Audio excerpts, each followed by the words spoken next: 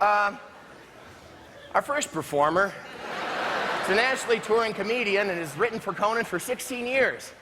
He's been nominated for 12 Emmy Awards, is the winner of the 2007 Emmy for writing in a comedy variety series.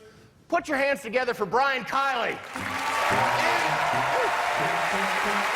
Great job, buddy. Thank you.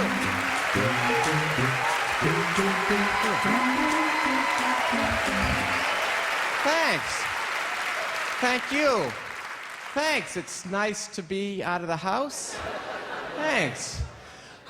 You know, I've been out of work before, and you can pick up some bad habits when you're out of work. I went for a walk the other day, and I noticed across the street there was this liquor store, and it wasn't even noon, and I never do this, but I went in and robbed the place.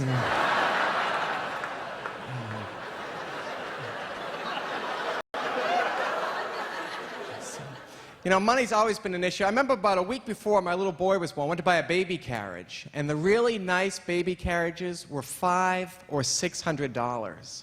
So that's when we decided that we're going to have an indoor baby.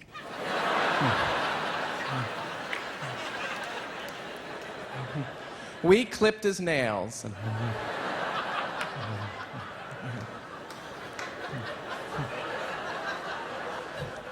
It's not always ideal being a parent. Last month, I had to take my little girl to a Hannah Montana concert.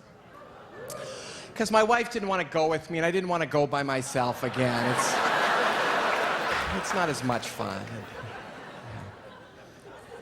It's very different being a parent these days. Every kid is on medication these days. Both my kids are on Rogaine. They insisted. I grew up in the suburbs in a neighborhood that was not very tough at all. Even our school bully was only passive-aggressive, and, you know, he wouldn't take your lunch, just go, "You're gonna eat all that?"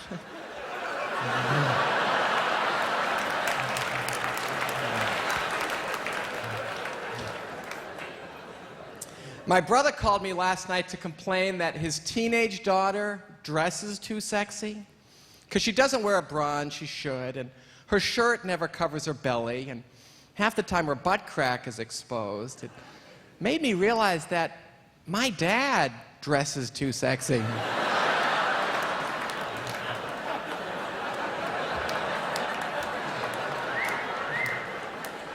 Dad, you're a skank. You never want to hear that. You have to be ready for anything when you're a parent. One time my son was 3 years old. We came back from the drugstore at the mall. He pulls a candy bar out of his pocket. Now, I didn't buy him a candy bar. I knew he didn't pay for it, so we jump back in the car. We drive back to the mall, and this time we went to a jewelry store. You gotta strike while the iron's hot. That's what I say. Kids will surprise you. The other day, my little boy talked back to my wife. She told him to do something. He said, "No, I don't want to." I had to pull him aside and say, "Listen, you got to teach me how to do that." And kids today grow up so much faster than we did. 2 weeks ago, my little boy asked me what gay means, and it wouldn't have bothered me, but it was right after he saw me throw a baseball.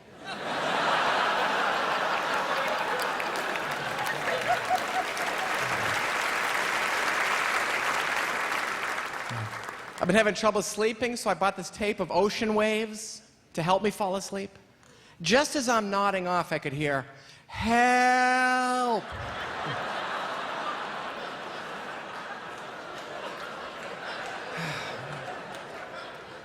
And sometimes in the middle of the night, I'll stop breathing, and it's not sleep apnea, it's the other one where your wife's holding a pillow over your face. And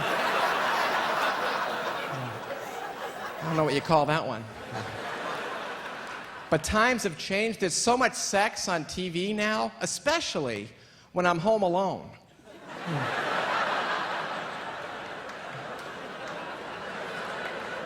I can't get anything done.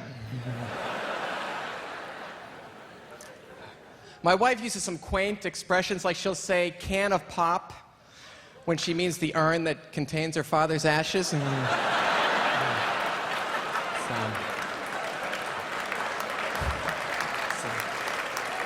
Very quaint. My wife was a psychology major, so she's constantly psychoanalyzing me. When I wanted to fire the pool boy, she said, "You feel threatened by young virile males because you're getting older and you're coping with your own mortality." And my argument was, we don't have a pool. What is Enrique doing here? That's what I want to know. You can tell I've been married for a while. I went to the doctor's last week. He said, "Have you had sex in the last 7 days?" I said, "No, my birthday's in November." Thanks very much. You guys have been a lot of fun. Thank you. Thanks.